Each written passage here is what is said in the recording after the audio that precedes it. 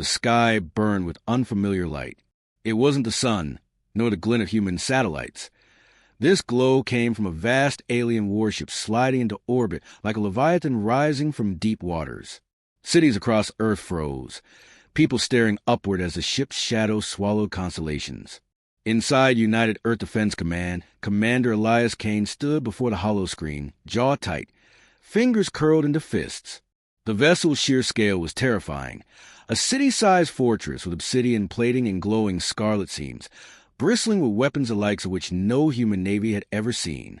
"They're not here to talk," Kane muttered. "Sir," a comms officer said, voice trembling. "They're hailing every channel, military, civilian, even the deep space arrays." "Patch it through." A shimmering projection filled the war room. A figure emerged, tall, reptilian, draped in black gold armor etched with alien glyphs. Its skin was the color of molten copper, eyes glowing like twin embers. "I am Overlord Karwax of the Zytherian Empire," the creature intoned, its voice deep and resonant, each word vibrating through the speakers like the tolling of iron bells. "Your species has trespassed beyond its world. You are now subjects of the Zytherian crown. Within 72 cycles of your world's rotation, you will deliver tribute. Slaves for our labor pits, ores from your mines, and control of your orbital routes. Refusal will mean total annihilation." The silence in the war room was suffocating. Kane's officer stared, pale and still, as the alien paused, its sharp-toothed smile cutting across its face. "Speak, human leader. Will you kneel?" Kane exhaled slowly, his face unreadable. "I'm Commander Elias Kane," he said, voice steady but sharp.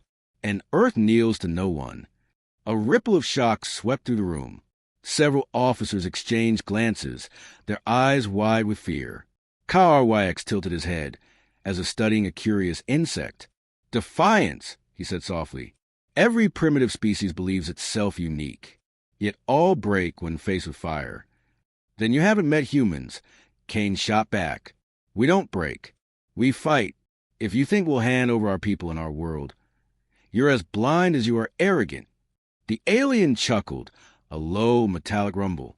"Your weapons are crude. Your fleets are children's toys. I could wipe your cities from existence before your kind could whisper surrender." Kane's jaw tightened, but his tone stayed cool. "Maybe, but I promise you this. If you try, you'll find out exactly how dangerous corner prey can be." Karwax's eyes narrowed, the embers flaring. "Very well, human. You have 72 hours. Then your sky will burn." The projection vanished, leaving only a cold silence. No one spoke for a long moment. Kane turned to his officers. "Give me the Earth Defense Council. Now!" The council room buzzed with heated voices an hour later. Holograms of Earth's leaders, presidents, generals, scientists, filled the chamber, their faces drawn with fear and disbelief. "They're bluffing," one politician insisted. No empire would waste resources on a full-scale war over a backwater planet. Kane leaned forward, his gaze cutting through the noise. "That ship isn't a bluff. I've seen war. I've seen nations burn. And I can tell you, Karwax meant every word. If we bow, we become slaves. If we fight, at least we have a chance." "Fight with what?" Another council member snapped. "We're outgunned. They have technology centuries ahead of us." "Maybe," Kane said, "but we have something they don't. We're desperate, and desperation makes us dangerous." A silence fell. Kane continued, voice firm but calm. "I'm not suggesting we throw ships at them and hope for a miracle. We need strategy. We need to use every weapon, every trick, every ounce of ingenuity we've got. Because if we don't, we're already dead." Dr. Ava Wren's hologram flickered into view, her lab coat stained with grease. "Commander Kane's right," she said. "The Zytherians aren't invincible. We've been studying wreckage from unidentified craft for years. Some of it matches their tech. If we adapt what we've learned, we might be able to punch through their defenses." Kane nodded at her. "And if all else fails, we still have the one thing they don't expect, nuclear fire. Oh, dirty, but devastating. If we have to, we turn our entire arsenal into a weapon they won't forget." The council erupted again, some in outrage, others in fear. Kane let them argue for a few moments, then slammed his fist onto the table. Enough! We can't waste time debating while that warship hangs over our heads like a guillotine. I'll take responsibility for whatever comes next, but we need a plan now. Later, alone on the command deck, Kane stared out at the night sky. Through the reinforced glass, he could see it. The Zytherian flagship, a dark silhouette against the stars, its red lights pulsing like a predator's heartbeat. He lit a cigarette, the ember glowing as he took a slow drag. "You want us to kneel," he murmured. "We'll see who's kneeling when this is over." A faint chime broke his thoughts. It was a private transmission, an encoded message from Karl Wax himself. Kane answered. The alien overlord's face appeared again, the glow of his eyes sharper now. "I admire your courage, human," Karl Wax said, almost amused. "It will make your species' extinction all the more satisfying." Kane smirked, exhaling smoke. "Careful, Overlord. You might just find out what happens when humans stop being afraid." Karl Wax's smile widened, but there was a flicker, barely visible, of curiosity, maybe even caution. 72 hours, Karl Wax said before cutting the line.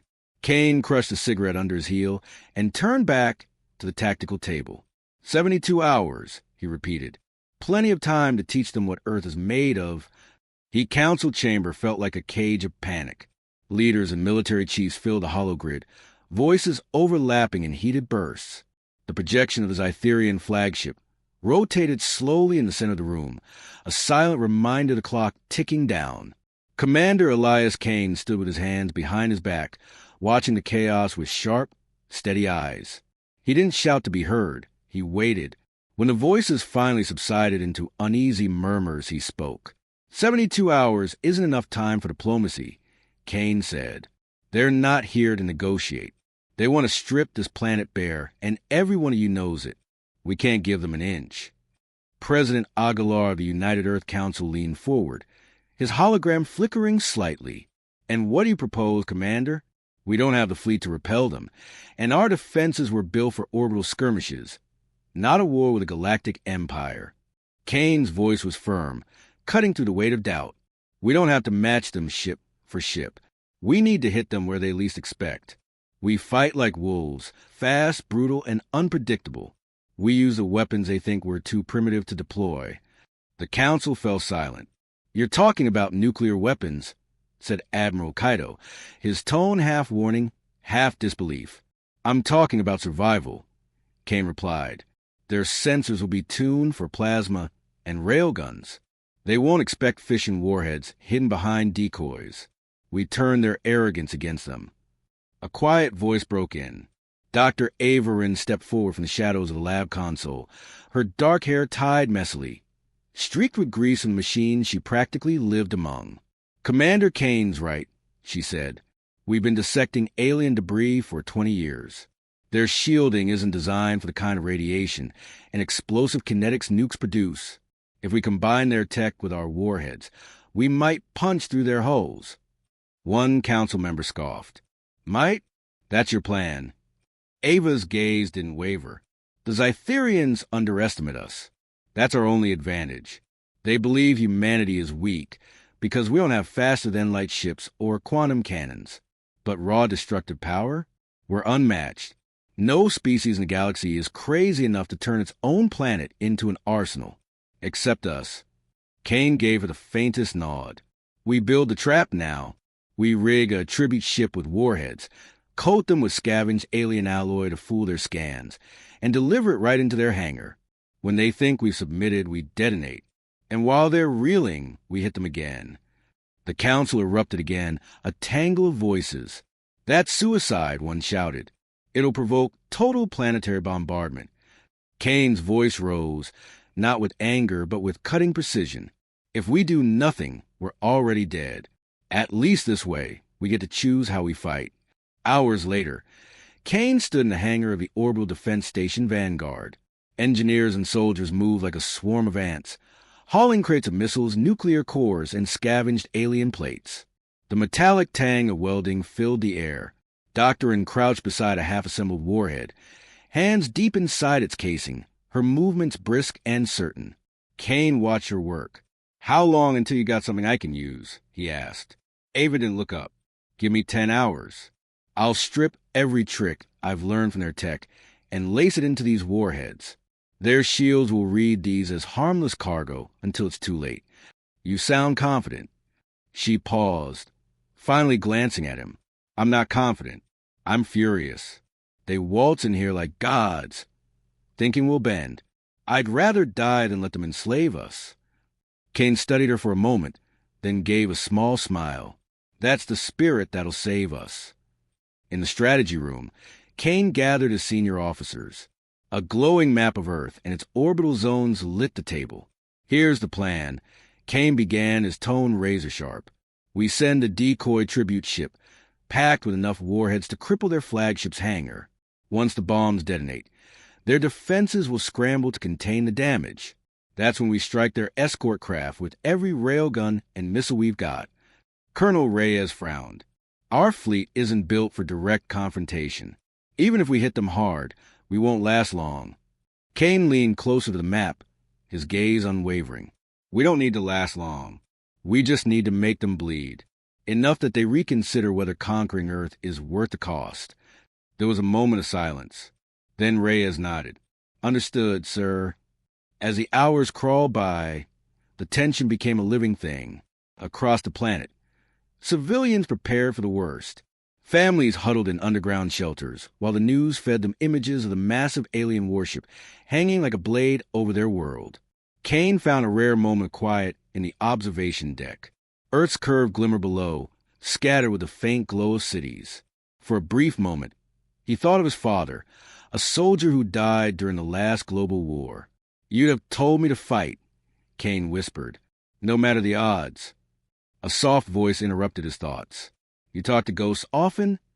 Ava stood behind him, wiping grease from her hands. She looked exhausted but resolute. "Only the ones who still have something to say," Kane replied. "Then I hope they're telling you we're ready. The warheads are complete, shielded, cloaked, and nasty enough to rip their hangar to pieces." He turned to her, eyes hard but alive. "Good, because tomorrow we deliver our first message to Zytherians, and it won't be words." That night, Kane returned to his quarters but found no rest.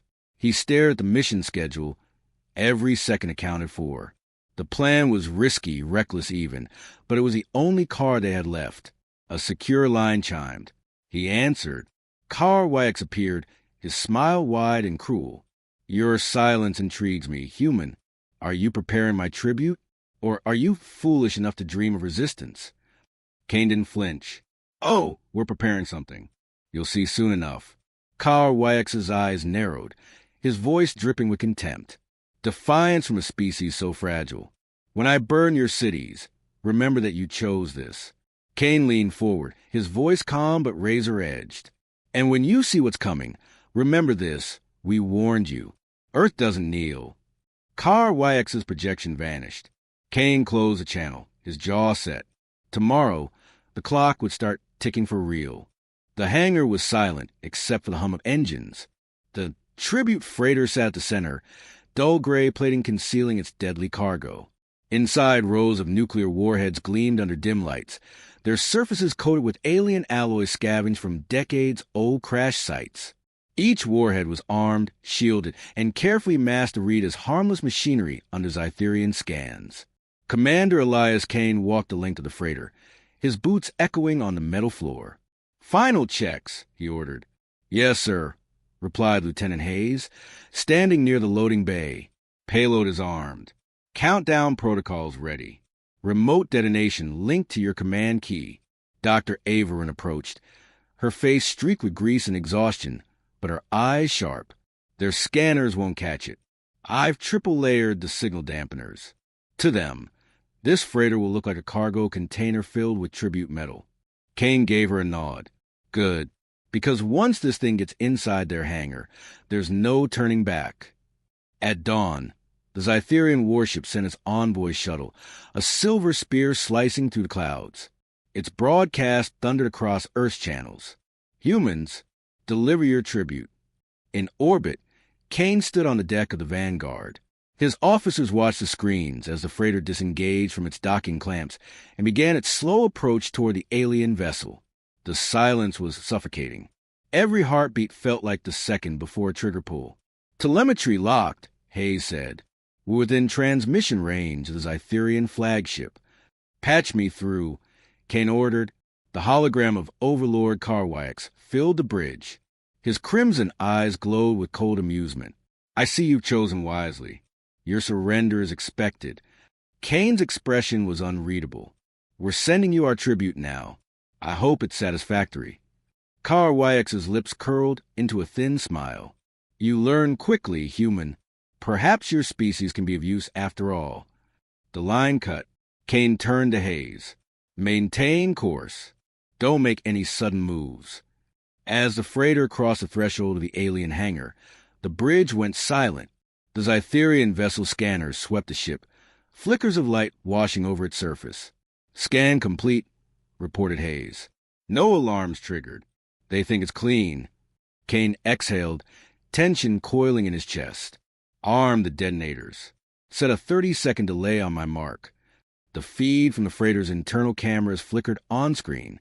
Alien drones glided across the hangar floor, scanning crates, their clawed appendages tapping against the hull.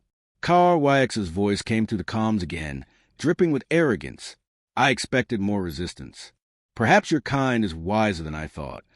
Kane's lips tightened into a grim smile. "Oh, we're just getting started." He turned to his crew. "Mark." Hayes tapped the sequence. 30-second countdown engaged. The Zytherian sensors detected nothing until it was too late. A silent white flash burst across the screens, followed by a shockwave that ripped through the alien hangar. The feed cut to static. A moment later, the Vanguard sensors lit up with chaos. Energy spikes, hull breaches, and scrambled comms from the flagship.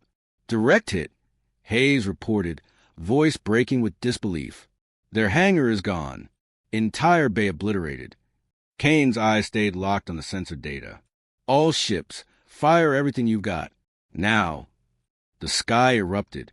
Railgun rounds streaked through orbit, glowing like meteors as they slammed into Zytherian escorts. Missile trails crisscrossed the blackness. The alien fleet, momentarily disoriented, scrambled to return fire.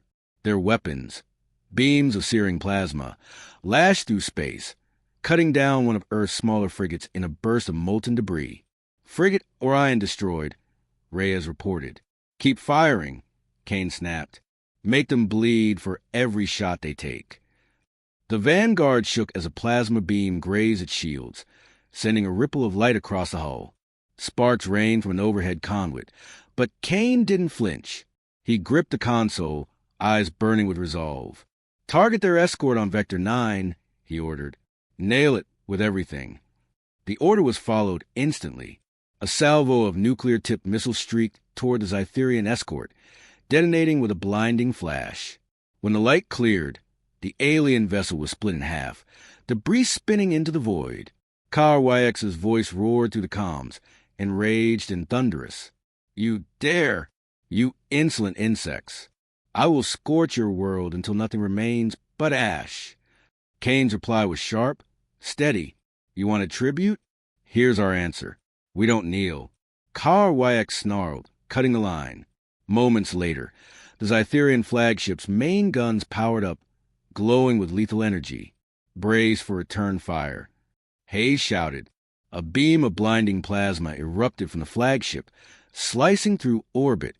It missed the Vanguard by meters, shattering two nearby defense satellites into fragments that burned in Earth's upper atmosphere. Shields at 60%. Reyes barked. Kane didn't waver. "Redirect all remaining warheads to their command tower. Make it count." The second salvo roared into the dark, streaking toward the Zytherian flagship. The alien vessel's point defense cannon shredded most of the missiles, but two slipped through, slamming into the ship's forward plating. A burst of fire and debris exploded across its hull, tearing open a section of armor. "They're hurt, but not crippled," Ava said from the engineering deck, her voice crackling over comms. "That ship's bigger than anything we've seen. It'll take more than a few nukes to bring it down." Kane's jaw tightened. "Then we keep hitting them." and we don't stop until they remember our name. A sudden alarm blared through the bridge. Incoming boarding craft. Hayes shouted. They're launching drones toward the station. Kane's eyes hardened. Scramble close defense teams. No one gets through. The station shuddered as Itherian drones slammed into the outer hull, clawing their way inside. Gunfire echoed to the corridors as security teams engaged. Kane grabbed his sidearm. Reyes, you have the bridge. Keep firing on that flagship. I'll deal with our guests. The corridors of Vanguard were chaos. Flashes of gunfire, the shriek of metal as alien drones tore through bulkheads. Kane moved fast, his shots precise, each round punching to the glowing cores of the insect-like machines. Ava appeared at the end of the corridor, plasma cutter in hand, cutting down a drone that had cornered 2 engineers. She looked at Kane, breathing hard. Thought you'd left the fun part to us, she said. Wouldn't dream of it, Kane replied, firing another shot into a drone sensor cluster. Status. Engineering's holding, but they're trying to sabotage our launch controls. Not happening, Kane growled. Within minutes, the boarding drones were destroyed. Kane returned to the bridge, sweat streaking his face, but his expression as sharp as steel. Damage report, he ordered. Minor breaches, but systems intact, Reyes said. We gave them a bloody nose, but they're regrouping. Kane looked out at the alien flagship, its wounded hull glowing faintly in the darkness. This was just the first strike, he said. Next time we go for the throat. The Earth horizon burned. From the Vanguard's observation deck, Kane watched streaks of fire arc down through the atmosphere. Zytherian retaliation. Their flagship, scarred but not crippled, had shifted strategy. Instead of aiming for orbital dominance, they were punishing the planet itself. Multiple impacts confirmed, Reyes reported, his tone strained. New York, Delhi, and parts of Berlin have been hit. Civilian casualties are enormous. Kane's hands curled into fists. The rage sat in his chest like a burning coal. Patch me into all channels, he said, voice hard as steel. A moment later, his face was broadcast across every active comm in the Earth Defense Network. This is Commander Elias Kane, he began, his tone steady but filled with fire. The Zytherians believe they can scare us into submission by slaughtering our people. They're wrong. For every life they take, we'll make them pay tenfold. Earth doesn't bow to tyrants. We fight, and we will win. The line cut, leaving only silence on the bridge. Kane turned back to Reyes. Status of our fleet? Half our ships are crippled. The Atlas and Orion are gone. We've lost over 600 personnel. The words hit like a punch. Kane's gaze darkened. And the civilian casualties? Reyes hesitated. We're still counting, sir. It's bad. Hours passed in a blur of fire and debris. The Vanguard's crew fought to keep the station functional, while rescue ships scrambled to evacuate cities under bombardment. Kane paced the command deck, mind racing. Every strike from the Zytherians wasn't just damage. It was a reminder of the odds stacked against them. A sudden alarm blared. Commander, Hayes called out, incoming transmission from the Zytherian flagship. Karwayek's image appeared on the holoscreen. His copper skin glistened under the crimson light of his command throne, his smile sharp and venomous. Do you understand now, human? Karwayek said. You are nothing. A primitive species playing at war. I could reduce your world to dust with a single order. Surrender, and I will spare what remains. Kane stepped forward, his eyes locked with the aliens. Spare us? You came here to enslave us. If you think we'll kneel after what you've done, you don't know humanity at all. Karwayek's smile widened. Defiance. Admirable, but meaningless. You'll be broken. Not today, Kane said coldly. He ended the transmission without waiting for a response. In the engineering bay, Dr. Averin wiped sweat from her forehead, her hands blackened with soot from overworked reactors. Kane found her leaning over a console, rerouting power. They're going to keep hitting us, Ava said without looking up. If we don't strike back harder, this ends with them glassing the planet. Kane studied her, noting the exhaustion etched in her face. I know. What have you got for me? She gestured to the glowing schematic on her screen. A weapon that can make them hurt. We've been experimenting with their FTL core technology. If we combine one of our largest nukes with destabilized FTL drive, the resulting detonation could cripple their flagship. Kane's eyes narrowed. That's a suicide mission. Ava's gaze met his. We don't have the luxury of safe options anymore. The call came from Reyes minutes later. Commander, it's Lieutenant Hayes. He was down in Hangar 6 during the last strike. Kane froze. What about him? Reyes' voice faltered. He's gone. The Zytherian drones breached the hangar. He didn't make it. The words hit harder than any explosion. Hayes had been with him through every battle, from the unification wars to this impossible fight. Kane closed his eyes for a moment, jaw clenched. He walked to the observation window, looking out at Earth's battered surface. I'm sorry, Hayes, he murmured, but I promise we'll finish this. By nightfall, Kane made his decision. He strode into the war room, his voice cutting through the silence. Listen up. We're done playing defense. We've got one shot to take out that flagship and drive them off. Dr. Wren's team is rigging an FTL core with a warhead. We'll deliver it straight into their heart. Reyes stared at him. You're talking about flying that bomb into their ship. That's a one-way mission. I know, Kane said flatly. You can't. I can, and I will. Kane interrupted. I won't ask someone else to do what I'm not willing to do myself. This is our planet. Our fight. The room went silent. No one argued further. Before the mission preparations began, Kane ordered one last message. This time not just to Earth, but to any alien species listening in the nearby systems. Ava patched the signal through the Galactic comm-net. Kane stepped up to the console, the weight of humanity on his shoulders. His voice, rough but resolute, carried across the stars. This is Commander Elias Kane of Earth. To the Zytherian Empire, and any who would follow in their shadow, we are not slaves. We are not prey. You may have more ships, more weapons, more centuries of war behind you, but we will never kneel. We will fight you with everything we have, with every weapon you think is beneath you, and if we fall, we'll make sure you bleed for every inch you take. The broadcast ended, echoing into the void. As the crew prepared for the final mission, Kane lingered in the hangar where the strike vessel waited. Its hull was scorched, patched with hurried repairs, but its heart, the improvised FTL bomb, hummed with lethal power. Ava approached, holding a small drive core in her hands. This is it, she said quietly. Once we trigger it inside their ship, there won't be anything left of that flagship. Kane placed a hand on the vessel's hull. Good. Let's make this count. Ava looked at him, a flicker of fear in her eyes. You're going to do this, aren't you? Yes, Kane said. This is my fight to finish. She didn't argue. Instead, she handed him the activation key. Then don't give them a chance to underestimate you again. Kane managed a faint smile.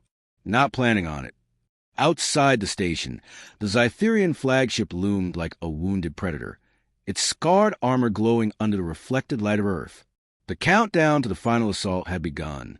Tomorrow, Kane said quietly as he looked out the viewport, we end this war. The strike vessel sat in the Vanguard's hangar, its hull gleaming under harsh floodlights. It was a patchwork creation, human steel reinforced with alien alloys, welded into a craft built for a single purpose. Inside, the FTL bomb pulsed faintly, a steady, ominous heartbeat. Commander Elias Kane stood at the foot of the ramp, fastening the final seals on his combat suit. Dr. Ava Wren approached, clutching the activation key. Her face was pale, streaked with exhaustion, but her gaze was unwavering. You still have time to pick someone else, she said quietly. Kane shook his head. This isn't a job I can hand off. I started this fight. I'll finish it. Ava pressed a key into his hand. Once you're inside their ship's core, trigger this. You'll have less than 30 seconds to get clear. He gave her a grim smile. I'm not planning on getting clear. Ava's breath caught, but she didn't argue. Then make it worth it, she said. On the command deck, Reyes stood ready as the strike vessel powered up. Sir, all systems green. Escort ships are in position to give you a corridor. Kane's voice came over the comms, steady as steel. Keep them busy as long as you can. Once I'm in, fall back. Yes, sir, Reyes replied. The launch bay doors opened, and Kane's vessel shot into the black. The Zytherian flagship loomed ahead, a wounded Titan still bristling with deadly firepower. Plasma beams cut across the void, hammering Earth's defensive line. Kane's escort, smaller but faster, darted between the beams, drawing fire. Approaching target, Kane reported, gripping the controls. Sweat beaded on his brow. Keep their eyes on you. Roger that. Reyes said over the comms. We'll make them blind if we have to. The flagship's defenses locked onto Kane's ship. He dove hard, the vessel shuddering under a near miss. Alarm screamed in the cockpit. Come on, he muttered, teeth clenched, forcing the craft into a barrel roll. He skimmed low along the alien ship's outer hull, plasma fire streaking past. The vessel's armor stretched like a metallic mountain range, scorched and pitted from previous hits. Commander, Ava's voice cut through, calm but urgent. The reactor core should be 3 decks down from the forward hangar. I've mapped an approach route through a maintenance shaft. Sending coordinates now. Kane glanced at the NAV display, her route glowing in red. Got it. This will be messy. The ship slammed into the Zytherian hangar with a bone-rattling impact. Metal shrieked as Kane's vessel skidded across the floor, carving a deep scar into the alien deck plating.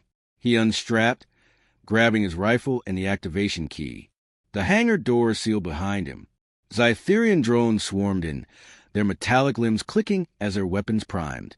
Not today, Kane growled. He fired in controlled bursts, the rifle rounds tearing through glowing sensor clusters. The air filled with smoke, sparks, and the acrid stench of burning alloy. One drone lunged, claws extended. Kane rolled aside, jamming the blade into its joint and firing a point-blank shot into its core. The machine collapsed in a burst of flame. Breathing hard, Kane sprinted for the maintenance shaft Ava had identified. He slid inside, the narrow tunnel forcing him to crawl. The hum of the alien reactor grew louder with every meter. Commander, you've got company. Reyes' voice crackled in his earpiece. They're rerouting drones to your position. Let them come, Kane said. Just keep their flagship distracted. Outside, Earth's fleet pushed harder, railguns and missiles striking the Zytherian escorts. One escort exploded in a ball of fire, torn apart by combined fire from the Vanguard and its remaining frigates. Kane dropped into the reactor chamber, a cavernous space filled with the eerie glow of the Zytherian power core. It pulsed with blinding blue-white energy, contained within a lattice of alien alloy. The structure vibrated like a living heart. This is it, Ava said in his ear. Plant the bomb at the core stabilization node. It'll amplify the detonation. Kane pulled the FTL bomb from his pack. The device was compact but radiated a low, menacing hum. He secured it to the node, locking the clamps in place. Bomb is set, Kane said. He slid the activation key into its slot, his fingers pausing for a heartbeat. This is for Hayes, for everyone they've burned. The reactor chamber door burst open. Zytherian soldiers poured in, taller, leaner, and faster than any human. Their armor shimmered like molten metal, their weapons humming with lethal energy. Kane spun, firing in tight bursts. One soldier fell, another staggered. But there were too many. A plasma bolt seared past his shoulder, burning through his armor. He hit the floor hard, clutching the trigger key. Commander! Ava's voice was sharp, panicked. Kane gritted his teeth. Tell Earth we don't kneel. He slammed the activation key. The reactor chamber erupted in blinding light. The bomb's detonation folded space around it, a distorted ripple tearing through the Zytherian ship. The flagship's hull buckled, its core collapsing inward, as if the void itself had taken a bite. On the Vanguard, alarms lit up. Massive energy surged on the flagship. Reyes shouted, "It's tearing itself apart." Through the viewport, the crew watched as the Zytherian warship split in two. Fire and debris cascaded into orbit, fragments burning up as they plunged into Earth's atmosphere. Signal from Kane's ship? Ava's voice was tight, almost breaking. Reyes shook his head. Nothing. He didn't make it. Ava's hands tightened on the console, but her eyes stayed fixed on the burning wreckage. The surviving Zytherian escorts hesitated. Without their flagship, their formation faltered. A final volley from Earth's fleet struck them down, the remaining ships breaking apart or retreating into the void. Cheers erupted on the bridge, but they were muted by the weight of loss. Ava turned to Reyes. "Get me a channel." Minutes later, her voice carried across every surviving broadcast system. "This is Dr. Ava Runn of the United Earth Defense Coalition. The Zytherian flagship is destroyed.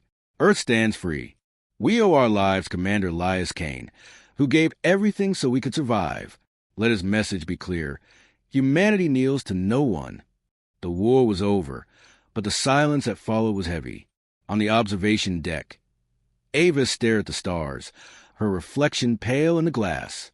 Somewhere out there, Kane's last stand echoed, a warning to the galaxy. Reyes joined her, his voice quiet. "You think they'll come back?" Ava didn't look away from the stars. "Maybe, but when they do, they'll remember Kane. They'll remember we made the Empire bleed." Far beyond Earth's orbit, in the debris field of the Zytherian flagship, fragments of Kane's strike vessel drifted silently. The activation key floated among the wreckage, its metal scorched but intact, a silent testament to humanity's defiance.